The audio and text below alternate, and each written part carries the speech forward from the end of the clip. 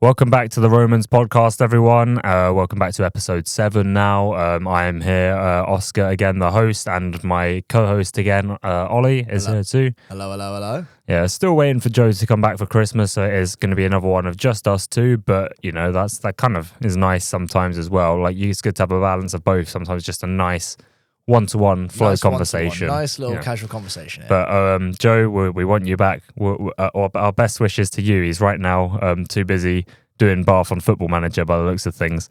But yeah, that's excusable. That's excusable. It's bad. That's excusable. Yeah, he's too busy managing his own Bath on Football Manager back at home. So we wish him the best. Apparently, he won the league. Apparently, he got promoted. He won the league. Oh, nah. Yeah, I heard it was last day of the season. He had Chippenham, and if he won against Chippenham, he would have gone and won the league.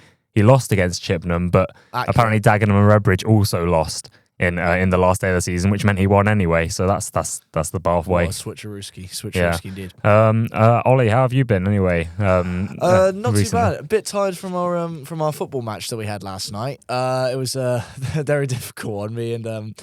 Me and Oscar, we played for a little six-side team called Western Geese. That was a very long, very tiring game. So we're just coming from the backbone of that. That's the difference is that our game actually went ahead in the freezing cold, unlike a certain game that we were meant to talk about in this podcast, which caused insane, one of the most insane like social media arguments I think I've ever seen. Oh, it was all over. Bath related. It was insane. So, for a bit of context, I'm sure a lot of Bath fans know about this, but the recent weekend we had a game, Bath versus Ebbsfleet, a league game, 3rd of January, and it was meant to go ahead. The pitch was frosted.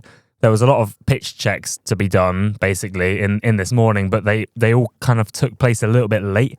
And obviously all the travelling Ebbsfleet fans had to then, you know, like they got all the way to Bath. They were made aware, I believe, of the first pitch inspection when the coach was already halfway down. There's a few tweets. We're going to read some of the tweets today because it just gives us a bit more of an insight on stuff. But I guess, like, you know, in that situation, if you're the Ebbsfleet fans and you've travelled, you know, all the way down to Bath for a nice away day, and then you get a notification halfway through your journey that they're doing a first pitch inspection rather than doing it in the morning, how would you react to that if it was the other way around? I guess because, you know, we've got to be unbiased here. Like, we're not trying to defend how Bath handled this, but I can kind of understand Bath's reasons too. I guess I don't want to be critical of how Bath handled these pitch inspections or whatever, and how the local refs handled it. And I mean, there's also still like questions on who is to blame for it. Some of them are blaming the Ebbsfleet executives. Like, it's all a mess, really. But like, what's your take on this originally? Just without any context, what's your immediate take on it?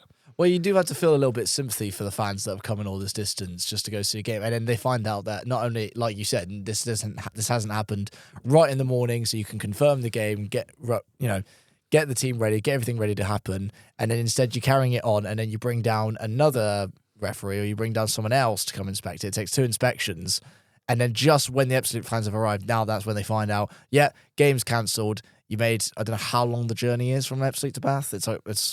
It is quite a long journey. I mean, I did it earlier on in the season. It was actually our peakest point of the season because it was when we were away at Ebbsfleet back in August. There was a point where we took the lead and we went 3rd of the league. There was a point where so Scott Wilson scored and we were 3rd of the league. It was our highest point of the season, and it was on a bank holiday Monday, I believe, one of the hottest days imaginable. Like, genuinely, the heat on that day, I think I got heat stroke. For 60-odd minutes, we were challenging for the title. Yeah, for sure. I mean, that's how it is. But, you know, I mean, like, I made the journey, obviously, by train. You got to go through London for it. You got to go on High Speed 1. I think, High Speed 1, that's the one. Yeah. High Speed 2 ain't even built yet, so I don't even know why I got so confused about that. But High Speed 1, and then, obviously, Ebbsfleet International train station. You kind of just... That is Ebbsfleet, basically. There's nothing more there than a train station. So, obviously, I made that long journey. It was about 3 hours and a half, but obviously, like, you know, changes and everything as well add to that time. And I was there with Joe as well. It's not a close journey to Bath at all. And I will say that if it was the other way around, and I'd travelled that distance to Ebbsfleet, you know, Ebbsfleet fans have it lucky. You know, they've travelled all the way to Bath, sure. Like, cry all you want, but it's probably the nicest possible part you can go to out of all the teams in the league to have a day out in. Like, come on, like, exactly. I mean, it's not like you've taken an away day to, I mean, where you're from, Ebbsfleet, there's nothing to do there, or like an away day to Slough or something from like the other side of the country. Like, be grateful at least you're in Bath. You know, there's so many things to do in Bath that even, I mean, obviously don't be grateful, because obviously it's still very, very unfair on these fans who just wanted a day at the football and it got cancelled. But I'm just saying there are worse places to be stuck in on a weekend when the football gets cancelled. Exactly. I mean, at the same time, like Bath, the one thing that I do love about this city is just not only like the heritage and the culture, but how pretty the city looks. And you can see, because when I walk around the town and the city centre itself, you just see how much the tourists love it and everything. So if you were, and how these Ebbsfleet fans were, if you were stranded in this area after making a 3 and a bit-ish hour like coach journey, train journey, whatever journey, you made a journey that was very long, and you finally get to the ground, and then they say, yeah, game's off. You go, well, I'd say make the most out of it. But then at the same time, like I said, if it was the other way around and it was Bath fans that had travelled to Ebbsfleet fans, tell us, what is there to do in your town exactly? Exactly. In the nicest possible way. There were, like, I think all I saw when I went to Ebbsfleet was just a bunch of broken down buildings. I think the only thing in the area of Ebbsfleet, because obviously it's not even built yet, the only thing in the area of Ebbsfleet is a train station and the football stadium and like a few warehouses. You can look at and the rest of it is just all nothing. Like it's a massive car park that is basically taking up the whole area of what was supposed to be this big, nice area. I mean, can't blame it on the Ebbsfleet fans. It's not their fault that a government project isn't going ahead. But all I'm saying is proving my point of the fact that if it was the other way around, we'd have nothing to do there, and we'd be even more annoyed than probably they are. I mean, you can just look at the train departure times and go, oh, it's going to Northampton. Yeah. Interesting. Kill a few hours just up there. Do a bit of a tour of their train station. Banter aside, let's get into the serious part of the conversation. So it was how things were being treated on Twitter during this whole thing. I mean, I get it's a frustrating incident, and there was a club statement put out by Bath as well, which I will read. I think, yeah, I'll get it up. It's on their Instagram account, so I'll be very quick to get that up right now. But it's unfortunate, for sure, and for these Ebbsfleet fans, I can certainly see why they're frustrated, and so can the club. But this is what they said. They said it was a frustrating day all round for us as a club. Ebbsfleet United and the supporters of both teams. As on Friday evening, we had genuine hopes that the game today could go ahead. A heavier frost than expected overnight led to a lot of back and forth and sometimes frank opinions. So I'm not sure what exactly those frank opinions they're referring to in the club statement are, but there was maybe an idea of who that could have been on a tweet I saw. We have heard from Ebbsfleet United and are pleased to hear that they are also in agreement with the decision to call the game off, which is good because, I mean, then again, this has happened before, right? And it wasn't because of a frozen pitch, but it did really remind me of that time when the Slough game got called off. Yeah. And, it's like that then caused a bit of a grudge match between Slough and Bath moving forward. It was when Jerry Gill had to, midway through the game, 4-2 down, had to call it off for a medical emergency. And at the time, Slough and Scott Davis were in total agreement with that and were like, we didn't have any medical staff in the ground. That's fine. It was only in the months or so after where suddenly this grudge sort of came out of nowhere. And it really sort of reminded me of that. It was like this game, like obviously both teams were in agreement, but because it caused so much outrage of the fans that had paid so much paid all that money to get in, and the difference with Slough is that we were midway through the game and it was called off, and it wasn't Jerry Gill that called it off as far as I'm aware. It's the referee. I mean, it's a confusing scenario. That's a whole thing to get into another podcast, but it does just remind me of that because of how the Ebbsfleet fans were reacting on social media and taking it so seriously without knowing any of the facts whatsoever. Yeah. And it's saying here in the club statement from both clubs that both of them were in agreement. That's fine. They called the game off, but obviously we can also view it from a fan's point of view as well. Moving on, they say, we accept that an earlier decision could have been helpful. However, we are confident we followed all the protocols. They've got events of the day here. So the pitch was assessed at 9 a.m. I'm not sure why they assessed the pitch at 9 a.m. and then released the tweet at about 1.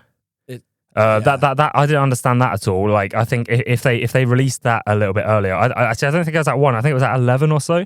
But if they assessed it at 9, just get it out as soon as you can. And they did admit that the communications could have been a lot better. This revealed that overnight frost was much heavier than forecasted, and the pitch was now frozen in places. In our opinion, both looking at the forecast for the rest of the day and taking into account the short daylight hours at this time of year, it was felt that there was now a high risk of the match being postponed. With the match referee 3 hours away, a decision was taken to bring in a local referee to carry out the inspection. Okay. Oh, okay. So I think I was unclear about that. So the pitch was assessed at 9 a.m., but not by the referee. But I guess sometimes, even then you could have taken initiative and just said that we have concerns that the pitch is frosted here, release it out then at 9 and then bring it in. I think as everyone agrees that the communications could have been a lot better about all of this. Yeah. And then they bring someone in again at a 1 or something like that? Or so at 10:30 a.m., that's when the local referee arrived. He did the inspection and he agreed that it was frozen and decided against calling the match off, preferring to wait for the arrival of the match referee. I'm not sure why he did that. Like, I guess maybe he just wanted, because the match referee's in charge of the match, he didn't want to impose on his position at all. But, it just would have been much helpful for those Ebbsfleet fans if the local referee just spoke out, being like, this match referee. I also don't, like, why is the match referee coming from 3 hours away? I mean, I kind of get that, like, if it depends where he's from, but like, for me, like, I know this completely contradicts what I said about the Maidstone with the 2 Kent referees or whatever, but I think especially in this sort of time, like the match referee coming from 3 hours away, that's basically the distance from Ebbsfleet almost. I mean, I guess on train, I don't know if they mean 3 hours away by car or whatever, but maybe even then, just like a video call or something. I don't know if that would have helped him at all, just a video call of it. But I can kind of understand, why they needed to wait for the match referee to call it off, and they didn't want the local referee to impose on the position. And then at 1:15, that's when the match referee arrived and duly called the game 1:15. off. So 1:15, match referee. In all fairness, I think the match referee probably should have been there a bit quicker. Yeah. I think the club should have. I mean, the club probably did. The club probably did alert the match referee at 9 a.m. But the match referee was 3 hours away. In my eyes, I feel like match referees, especially for wintertime games, I'm not necessarily against like bringing in someone from far away, because obviously I've said it in before, like that causes issues when you bring a local referee. Because obviously the Maidstone game, there was 2 Kent assistant referees, and that was maybe caused a bit of bias club-wise. But I feel like if you're bringing a match referee from far away, there's got to be like some sort. He's got to stay in like a hotel or something, especially in the wintertime games for sure, when there's more of a chance of games getting called off. Like there's just so many different things that could have been put in place to avoid this. I do think that what they did, I do think they did the proper things, waiting for like multiple levels of authorization, and as well saying I'm going to wait until the match referee gets his. But if the local referee has followed the same protocol as the match referee would, then what's the rule at his opinion? Yeah, he's still a referee. He's still got the same qualifications as the match referee. If he did the same inspection as what the match referee would have done and noticed that there was no chance of the game going ahead, that's fine. But I mean, it is such a confusing scenario. It's insane. Yeah. But Bath City would like to apologise for the inconvenience caused. That's very good of them, because they have the right to apologise to all those fans. We regret that the game could not go ahead as scheduled. It is never easy to balance the aim to get a game going. Like, obviously, that's another reason. They were kind of just waiting to see if the frost would die down. They wanted the game to go ahead. That's why they did it. But then that's the sacrifice you make, isn't it? If you try all your best to make the game go ahead and then it doesn't, then you've made that sacrifice. All the fans are down in Bath and then the game can't go ahead or whatever. But given the uncertainty that remained at this point for the first referee inspection, despite our own efforts, it would proceed. We believe that we acted correctly. Sadly, the weather overnight got the better of the situation, and whilst the path to that decision had differing opinions, both clubs were in 100% agreement that the right decision was made for player welfare. Details of rearrangements will be provided at the earliest opportunity. So I think that's a good club statement to put out. I think all the communications we had before that could have been a bit better, as everyone's in agreement. Even the club themselves are in agreement with that. But I think that was the right club statement to put out, and I think that was a good end to the situation. But I guess while the situation was going on, there's a few tweets we've got up here. There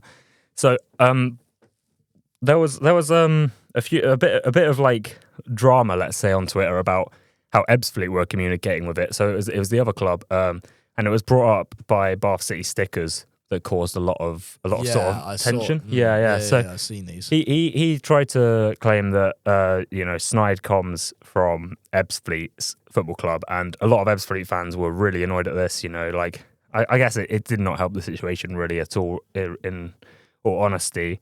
But one of the response to this is not snide at all, stating facts so Ebbsfleet fans could make their own decision about travelling. Bath could have covered with a simple statement, there is frost in the ground, inspection arranged, we are confident game will go ahead. That was at the time when they thought the game would still go ahead, but it didn't, obviously. So, I think, as we said, that's just about the communication sort of thing. Really and then there's a lot of tweets here saying like, any update, how long will it take? At this rate, we'll be off by 2:55. Somebody like Jamie said, he said the game is, the inspection was taking a long time. I think the match referee was taking a little while for it. I think the match referee probably could have made a bit of a quicker decision. Especially if the local ref has already said by the protocols this isn't going ahead. All they needed was the match referee to go there, match referee to say yep. But I guess at that point, again, they're trying to find that middle ground. They're trying to see if there's any possible way of that dying down, and it's like that's just, they made the sacrifice basically. They did make the sacrifice, and unfortunately that did anger a lot of fans, not Bath fans, but Ebbsfleet fans too. And obviously the Bath fans are disappointed. I mean, they're not disappointed with the fact that like they've had to make the long travel and the long journey that the Ebbsfleet fans have had to make, but they're disappointed. A game that they were looking forward to see is unfortunately not happening, and the Ebbsfleet fans have made that problem. Oh, not that problem. They've made that choice and they have travelled down and they are disappointed. But unfortunately, communication has been the thing. I don't think it was what was carried out or what happened there. It's just a matter of timing. And unfortunately, the communication really did lead to these tweets that we are seeing and some people getting enraged online. But unfortunately, there was not much that the Bath lot could really do about it. Yeah, well, they tried their best, and moving forward, this Alan Wyatt guy, another Ebbsfleet fan, said, "Will that statement say you will pay the £22 coach cost for every Ebbsfleet supporter who travelled? No, I thought not, and don't kid us that the local ref said it was fine. I have heard otherwise." Yeah, I mean, he didn't. I don't know. I think initially they didn't actually say the local ref said it was fine. They said they were still confident, like they were still saying at this point the match was still on. Again, it's just communication should be better. We're basically going over the same thing, but I just think it's good to just go over all these tweets to see what the fans were saying about it. And that's just why I think like it gives me kind of flashbacks, I guess, to Slough, and the fact that it's caused so much upset from the other team that it's like, even though they're quite far away from us, it's going to become a little bit of a grudge sort of rival match because of these sort of things that have happened. I don't think there's much more to say about this matter. I mean, there was the club cameraman Simon said, having been present during both pitch inspections today, it seems a lot of people are commenting here without any knowledge of the facts, almost unheard of on Twitter, and I completely agree with that, because a lot of people were speaking out of upset, a lot of people were speaking out of frustration, and I totally get it. Like, it's such a frustrating thing. It's frustrating for me as well. It's not just the Ebbsfleet fans that have been affected by this, but I've spent a lot of money on train tickets back from my hometown to Bath, a lot, just so I can watch the club, and that's a lot of money gone for me as well. And I was annoyed at that, because now I'm probably going to miss the Ebbsfleet game, maybe not. We'll see. But that's also got me a bit nervous for Southend at the weekend as well. Exactly, and we'll get onto that now, because the Southend game, obviously Ebbsfleet got delayed late, and Southend is this weekend. Too, and with the current, the frost hasn't died down at all, has it? Really, it's not. No, it's been horrific for me. You got to be a lot more sort of worried about the Southend game as well, because it's a cup fixture, and FA Trophy, FA Cup fixtures. When a game gets postponed, it has to be played before the following Thursday. So if Southend this weekend gets postponed, it basically has to be played on Tuesday the 13th. And if both days the pitch is frosted or frozen or whatever, we might be in a spot of bother there, because apparently the National League System Board should take such action as it seems appropriate. So if they feel like we're not looking after our pitch well enough and Southend has to get postponed and postponed again, it then it paints the question, like, should we be making more of an effort, especially considering this is one of the biggest games in our recent club's history? Should we be making more of an effort to try and preserve that pitch and just cover it as much as we can, like put as much money into it to make sure that pitch is there, or do we not have the facilities to do that? Exactly. I mean, and you would hope that after the Ebbsfleet game getting postponed, obviously no club wants to postpone a game. You want the game to go ahead. You want the fans to come there, and you want the community to be supporting, especially this team that thrives on the community and showing up, and that hurts our team if not. So, yeah, really, this should be a wake-up call after the Ebbsfleet game, and hopefully being able to pour as much money as we can from the club into this to keep the pitch great. But we do need to see this game through, and I really do hope, because especially me, I've actually managed to book work off. I've got a ticket and everything, and obviously this is going to be a bit of a pain if I can't get to go see the game, and if I can't see another cup game, which so far have all been brilliant. I've all really enjoyed them all, but it's, this should be a wake up call, and I really do hope that we can maintain the pitch. It's not a lot of money to try and maintain a pitch. I know it's difficult at this level, but we are still a National League side. We're not a Sunday League side. If we're a Sunday League side and we've had 2 games postponed for a frozen pitch, that's fair enough. But a lot of Ebbsfleet fans were saying it as well. We should have just made more of an effort to preserve that pitch. Like, I know it is difficult, right? We're still not got them a lot of money, and the groundsmen are under a lot of pressure. A lot of groundsmen at this level have so many other responsibilities to work on. They don't really get paid for what they do, and it's a difficult job as well, being a groundsman. It's like a kind of gardening almost, but you're gardening the grass of the pitch. So I know it's difficult, and we know it's difficult, but the thing is, this is such a big fixture, and especially because of the fact that if this game gets postponed twice, there's a chance that, best case scenario, National League just find another ground to play it in. Maybe we play it in Rovers ground. I mean, it's about time they owe us a favour back for the fact that we allow them to use their ground. If worst comes to worst, just move it to Rovers ground, where they've got the facilities to preserve their pitch a little bit better. They deserve to repay the favour. And I mean, the amount of people coming to that game as well, we might even need a bigger ground. Yeah. Best case scenario, it gets moved to another ground nearby that can do it. Worst case scenario, we get disqualified from the competition. And that's exactly not what we want. I don't want this team would be so devastated, and Darren Way would be so devastated. The fans will be so devastated if this cup run that we could keep going and go far gets ruined for the fact that we can't preserve our pitch. No. And that can happen, because this cup game, it's not like a league game where if it gets postponed a couple times, there's always still available dates. Like, the season got lost, but you can't. The FA are not going to disrupt this trophy, like how the trophy's operating, if we can't maintain our pitch, and it's essential that we do for this Southend fixture. It really should be, after we see it happen once, you go, okay, well, now at this level that we are, the level that we're at, like, literally, I'm just repeating what you said. The level that we're at, we really need to preserve it. So I'm hoping that Darren's realised it, the team have realised it, and everyone's realised that. Well, it's not really their job, really. Well, it's not really their job, but it's the grounds. They've realised it, and they're probably unfortunate, but they're probably worried. They're probably worried. But we need to know. Obviously, not know that we need to do that, but know that this can't be happening for the club for this. Yeah. No matter, because we're not a Sunday League team, we are still in a good league. Yeah, and I mean, as I said, I know groundsman's not easy. I know there's a lot of pressure under the club and everything like that, and I just hope they kind of maybe nod a bit more attention to it, because I know, and obviously we don't know what's going on, but just like saying this, so we nod a bit more attention, being like, this is a game, this is one of our biggest games in recent history. If it gets ruined again for a frozen pitch, I know nobody can control the weather. Nobody here is God, all right? Nobody can control the weather conditions. But what you can do is you can make an effort, and that's all we're asking. Just make a bit more of an effort. The Ebbsfleet game doesn't matter. Obviously it upset the away fans, and it may cause a bit of a sort of heated clash between that club, I guess, in terms of history. But that was one thing. That was a league game. That could have been rescheduled. This is a cup game, and there's a high chance that if we can't go ahead with this one, our club will be disciplinary punished, like whether we get fined or whatever, whether we have to forfeit the game. We just do not want that. If it comes to that point, I hope it doesn't. I mean, I have checked the weather conditions, and it does look like the weather is getting better.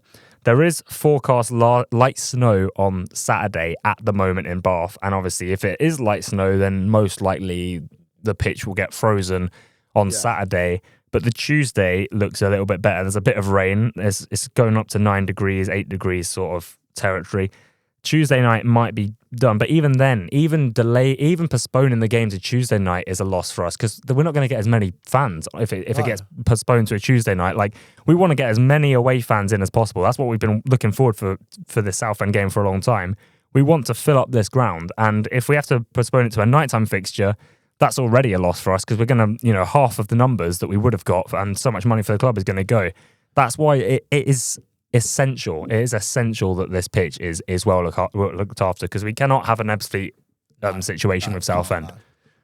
Absolutely not. But I mean, on the whole, you're just looking at some of these tweets. We got this guy Yellow 14 photo. He's quite a funny guy. I kind of found a few of his tweets in this whole thing funny, but he said, meanwhile, back in the good old days, and he's got like a photo of back in the day where they're playing on a snow pitch and all that. But I mean, safety precautions, modern safety precautions say it can't be done. But there's another thing here that there was one more sort of thing that came up about this Ebbsfleet game, and it was about the Ebbsfleet CEO who was trying to make an effort for the game to go ahead, allegedly. Apparently, the CEO might have been to blame to cost money, and the CEO does actually respond to one of these tweets and says in detail, there were no snidey comms, Bath players and staff apologise, and we've agreed the comms could have been better, that's fair. This account seems to reflect entirely the views of one particular under pressure staff member who didn't want the game on and didn't want to wait 3 hours to give it a chance. No money was cost by EUFC. Staff and players travelled Friday and supporters coach halfway there by the time inspection was held. Local ref inspected it as borderline at 10 a.m. and protocols followed by all to second inspection at 1 p.m. Grow up. So, I mean, grow up was a bit unnecessary there. I mean, especially from the CEO, it wasn't not a very formal way of speaking to someone. But I get that that account that was posting it, and this is no like criticism to whoever owns the Bath City Stickers account either. I get that the account that running it was also kind of maybe a bit heated in that situation, probably also upset that the game wasn't going ahead. But that's not a criticism. I know that that was a bit of a heated situation, but as the Ebbsfleet CEO, there's no need to tell one of the fans to grow up. It was frustrating for everyone. It was frustrating for Bath fans. It was frustrating for Ebbsfleet fans. It's frustrating for me as well because as I'm saying, I've paid a lot of money, and again talking about Southend, I've paid for a train ticket down to Bath just for this Southend game, and if that gets done as well, that's another £50 for me gone. Exactly. So it's not a great situation for everyone, and you can understand why it got a bit heated on the social medias. And we're not like actively calling out anyone because we completely understand. I was frustrated as well, and I maybe said a few things just to like some of my friends being like, I'm so annoyed this game's been called off today because I've got a season ticket. I paid £150 for a season ticket so I wouldn't miss a home game this season. And now with all my train tickets that I've booked around these games, just not kind of having the foresight that they'd get suspended or postponed or whatever. Now I've not got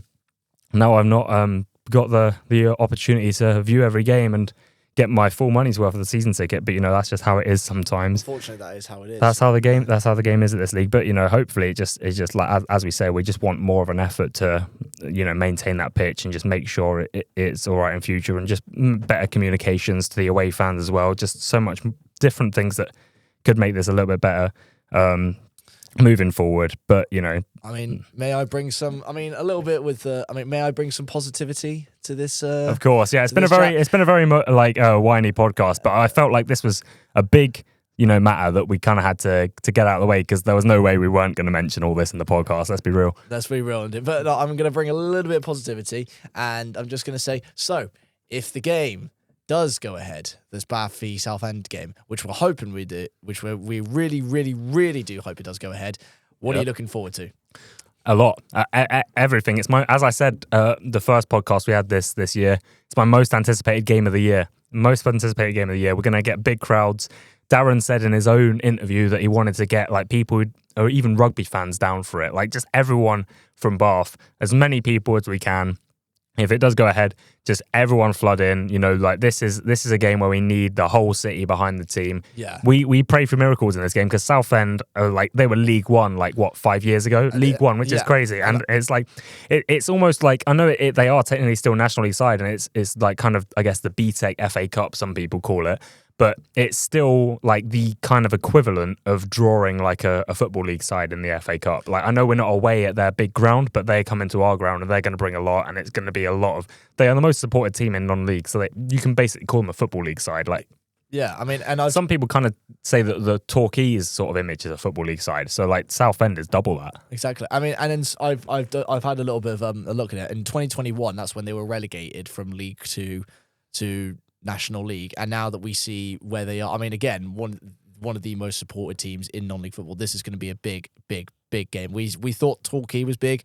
I saw with my eyes the away crowd that came to that game, and I thought this is. I think I looked at you, Oscar, and I was like, this is incredible. I haven't seen Twerton Park this rammed in ages, and now I'm just praying this game goes ahead, because the scenes that are going to be there, we need not only the regular fans of Bath, we need just me, you, Gorilla, Bath City stickers, all the fans. Yeah, I just tweaked the whole thing. Sorry about that. We don't just need all the regulars. We need the whole city backing this, because this is going to be a big game. This is probably one of, if not, like you said, the biggest game possibly we're going to have all season. It's going to be incredible. Well, hopefully we get to the final in Wembley. Fingers crossed. Fingers crossed. Well, a boy can dream. If we don't get past this round, I just hope that it's because we gave it our all and lost it, rather than the game had to get postponed a couple of times. That's what I'm saying. That's a way better. I'm fully worried now after what's happened with Ebbsfleet, but I'm fingers crossed, hand on heart, like the game goes ahead, and like even if we score a goal, I'm chuffed with that. And like if we manage to do this, like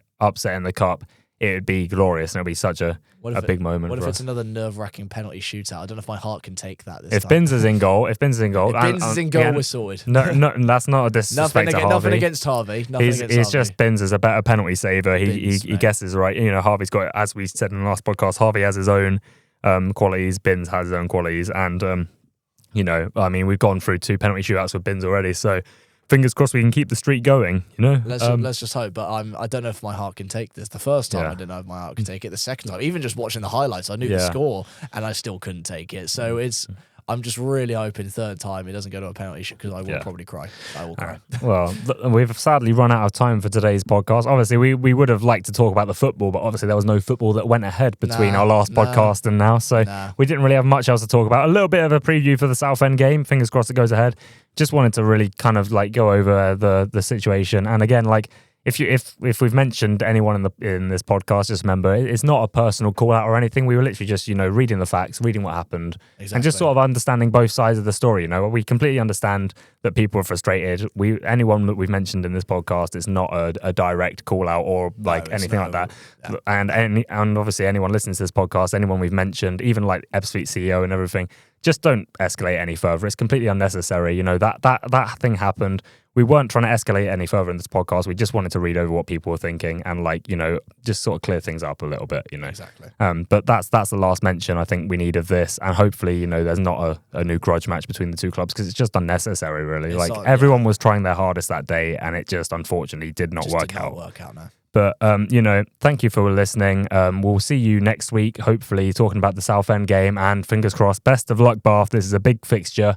We're fully behind you, and we cannot wait to see it happen this Saturday. Let's make it happen, Bath. Come on. Right, nice. Okay, thank you for listening.